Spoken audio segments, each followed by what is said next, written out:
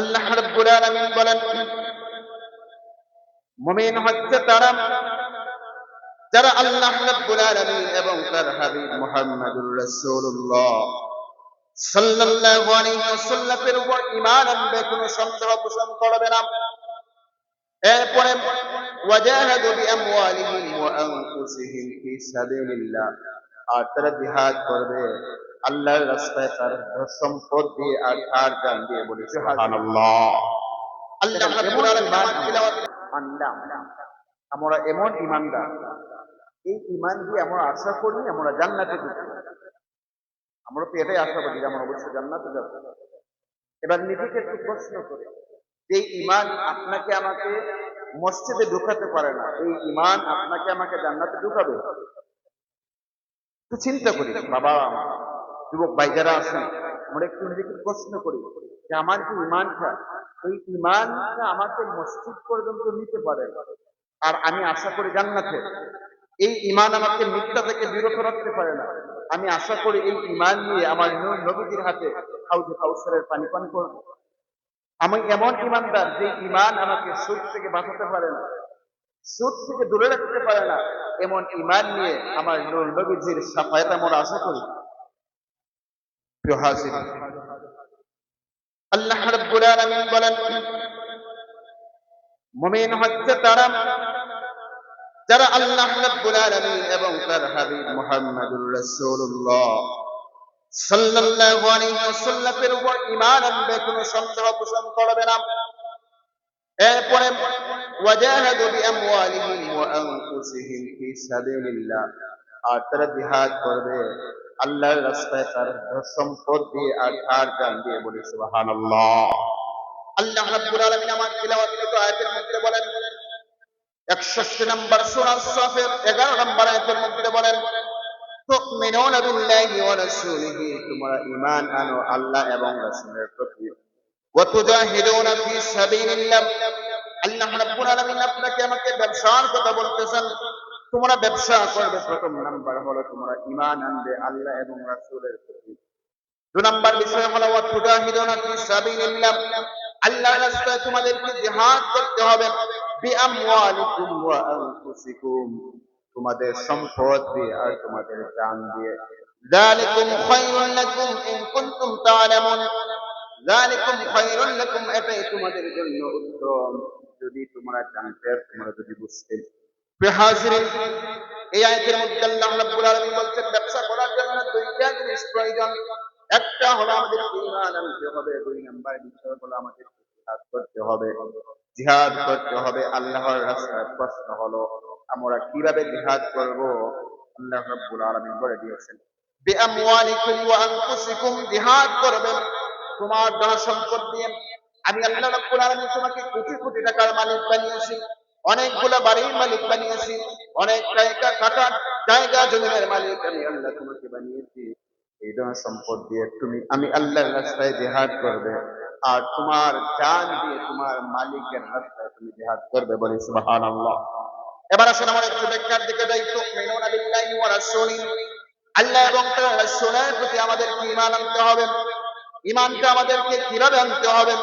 আমরা যেরকম ভাবে ঈমান এনেছি, এই ঈমানটাই কি আল্লাহ রাব্বুল আলামিনের কাছে গ্রহণযোগ্য কিনা আমরা একটু দেখি। আল্লাহর হাবিব সাল্লাল্লাহু আলাইহি ওয়াসাল্লাম বলেন, সহিহ বুখারীর বর্ণনা 15 নম্বর হাদিস, قال النبي صلى الله عليه وسلم لا يؤمن أحدكم حتى أكون أحب إليه من والده وولده والناس أجمعين। আল্লাহর হাবিব সাল্লাল্লাহু আলাইহি ওয়াসাল্লাম বলেন, লা ইউমিনু আহাদুকুম, তোমরা তখন পর্যন্ত পূর্ণ মুমিন হতে পারবে না হাত্তা আকুনা আহাব্বা ইলাইহি মিন ওয়ালিদিহি ওয়া ওয়ালাদিহি ওয়ান নাস আজমাইন, যতক্ষণ না আমি তার পিতা, তার সন্তান এবং সমস্ত মানুষের চাইতে বেশি প্রিয় হব। এবার একটু নিজেকে প্রশ্ন করেন তো, আমরা কি আপনার আমার নবী রাহমাতাল লিল আলামিনকে আমার বাবার চাইতে বেশি ভালোবাসি? নিজেকে প্রশ্ন করি, আমরা কি আমাদের রাসূল কারীম সাল্লাল্লাহু আলাইহি ওয়াসাল্লামকে আমার সন্তানের চাইতে বেশি ভালোবাসি কিনা? নিজেকে প্রশ্ন করি, আমরা কি দুনিয়ার সমস্ত মানুষের চাইতে আমার নবীকে বেশি ভালোবাসি কিনা একটু প্রশ্ন করেন। আপনি কি কখনো পারবেন আপনার বাবার গালে চপেটাঘাত করতে? কথা বলেন, পারবেন? আপনার বাবা যদি ইসলাম বিরোধী কোনো কাজ করেন, ইসলাম বিরোধী কোনো কাজ করেন, আমার নবীকে গালি দেন, আপনি কি আপনার বাবাকে চোর মারতে পারবেন? পারবেন না। কিন্তু আল্লাহর হাবিব সাল্লাল্লাহু আলাইহি ওয়াসাল্লামের সাহাবী সাইয়েদনা হযরত আবু বকর সিদ্দিক রাদিয়াল্লাহু তাআলা একটু অন্তরের চোখ দিয়ে আপনি নিজেকে প্রশ্ন করেন, জিজ্ঞেস করেন, আর কথাটা শুনেন আর নিজের সাথে মিলান। ইসলামের প্রথম খলিফা আল্লাহর হাবিব সাল্লাল্লাহু আলাইহি ওয়াসাল্লাম যাকে সঙ্গে নিয়ে মক্কা থেকে হিজরত করে মদিনায় চলে গিয়েছিলেন, হিজরতের সঙ্গী সাথী ছিলেন একমাত্র কেবলমাত্র সাইয়েদনা আবু বকর রাদিয়াল্লাহু তাআলা। আবু বকর সিদ্দিক রাদিয়াল্লাহু তাআলা আমার নবীকে কেমন পছন্দ করেছেন, কেমন ভালোবাসেছেন। আল্লাহ নবী বলেছেন, যতক্ষণ না আমি মুহাম্মাদুর রাসূলুল্লাহ তোমাদের কাছে তোমাদের চাইতে, তোমার সম্পদের সন্তানের চাইতে, তোমার পিতামাতার চাইতে, এমনকি দুনিয়ার সমস্ত মানুষের চাইতে বেশি প্রিয় না হব, ততক্ষণ পর্যন্ত তুমি মুমিন হতে পারবে না। হযরত আবু বকর সিদ্দিক রাদিয়াল্লাহু তাআলা একবার বাড়ির বাহিরে ছিলেন, বাড়িতে আসার পরে তিনার কর্ণগহরের মধ্যে একটি শব্দ গেল। কোন একজন মানুষ সংবাদ দিলেন, আবু বকর তোমার বাবা আল্লাহর হাবিব সাল্লাল্লাহু আলাইহি ওয়াসাল্লামকে একটু কটু কথা বলেছেন। বলি নাউযুবিল্লাহ। আরেকটু জোরে বলি নাউযুবিল্লাহ। আবু বকর সিদ্দিক রাদিয়াল্লাহু তাআলা আনহুর কানের মধ্যে গেল, হে আবু বকর তোমার বাবা মুহাম্মাদুর রাসূলুল্লাহ সাল্লাল্লাহু আলাইহি ওয়াসাল্লামকে সামান্য কটু কথা বলেছেন। এই মুহূর্তে সাইয়েদনা আবু বকর সিদ্দিক রাদিয়াল্লাহু তাআলা আনহু কথাটা শুনলেন, তিনার মাথার মধ্যে রক্ত উঠে গেল, টকবক করতে লাগলো, রাগে ভীষণ লাগান্বিত হলেন। তিনি দৌড় দিয়ে তিনার বাবার কাছে গেলেন, যাওয়ার পরে শুধুমাত্র বললেন, বাবা শোনেন, আপনি কি আমার রাসূল, আমার কলিজার টুকরা মায়ার নবী রাহমাতুল লিল আলামিনকে আপনি গালি দিয়েছেন। তখন আবু বকর সিদ্দিক রাদিয়াল্লাহু তাআলা বাবা বললেন, আমি মুহাম্মদুর রাসূলুল্লাহকে গালি দেই নাই, তবে সামান্য কটু কথা বলেছি। বলি নাউযুবিল্লাহ। যেই মুহূর্তে আবু বকর সিদ্দিক রাদিয়াল্লাহু তাআলা আনহুর বাবা এই কথাটা বললেন, সাথে সাথে সাইয়েদনা আবু বকর সিদ্দিক রাদিয়াল্লাহু তাআলা আনহু হাতটা বের করে বাবার গালের মধ্যে চড় বসিয়ে দিলেন আর বললেন, বাবা আপনি আমার বাবা হতে পারেন, কিন্তু আপনি শুনেন, আপনি একজন কাফির, আপনি মুসলমান হন নাই। আমার রাসূলের প্রতি আমি ঈমান এনেছি, আপনি বাবার চাইতে কোটি গুণ বেশি মহব্বতের জিনিস হলেন আমার নবী। বলি সুবহানাল্লাহ। একটু চিন্তা করি, সাইয়েদনা আবু বকর সিদ্দিক রাদিয়াল্লাহু তাআলা আনহু বাবার গালে চড় মেরেছেন শুধুমাত্র নবীকে সামান্য একটু কথা বলেছেন, গালি দেন নাই, খারাপ তেমন কিছু বলেন নাই, হালকা নবীজিকে চুল পরিমাণ একটু তুচ্ছ করে কথা বলেছেন। আবু বকর সিদ্দিক রাদিয়াল্লাহু তাআলা সহ্য করতে পারেন না।